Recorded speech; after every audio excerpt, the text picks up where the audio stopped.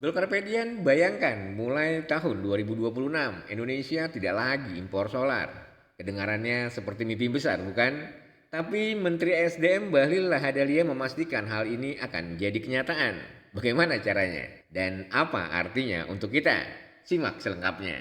Indonesia sedang dalam perjalanan besar menuju kemandirian energi. Bahlil Lahadalia menyebut bahwa pada tahun 2026 Indonesia akan berhenti impor solar. Hal ini didorong oleh dua hal penting. Pertama, peningkatan lifting minyak bumi dan kedua, implementasi bahan bakar nabati B50.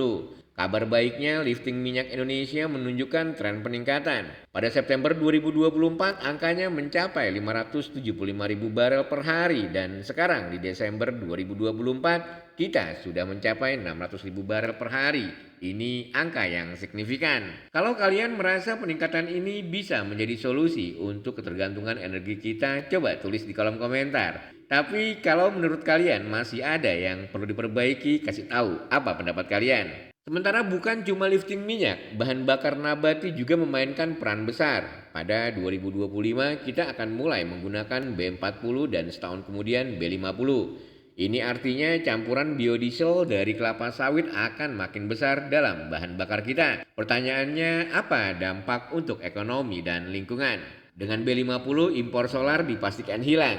Tapi apakah produksi biodiesel kita cukup? Dan bagaimana dengan keberlanjutan lingkungan? Ini tantangan besar yang harus kita jawab. Peningkatan lifting minyak ini bukan tanpa arahan. Presiden Prabowo meminta Menteri Bahlil untuk fokus meningkatkan produksi energi nasional. Dan hasilnya target lifting minyak di APBN 2025 sebesar 605.000 barel per hari hampir tercapai, bahkan mungkin terlampaui. Namun jangan puas dulu. Target jangka panjang pada tahun 2029 adalah 900.000 barel per hari. Ini butuh eksplorasi besar-besaran dan kerja keras antara pemerintah dan K3S atau kontraktor kontrak kerjasama. Meski terlihat optimis, tantangan tetap ada. Lifting kita saat ini masih di bawah target, yaitu sekitar 596.000 barel per hari. Apa solusinya? Menteri Bahlil menyebut lelang wilayah kerja migas dan eksplorasi masif sebagai langkah kunci. Tapi ini tidak akan mudah.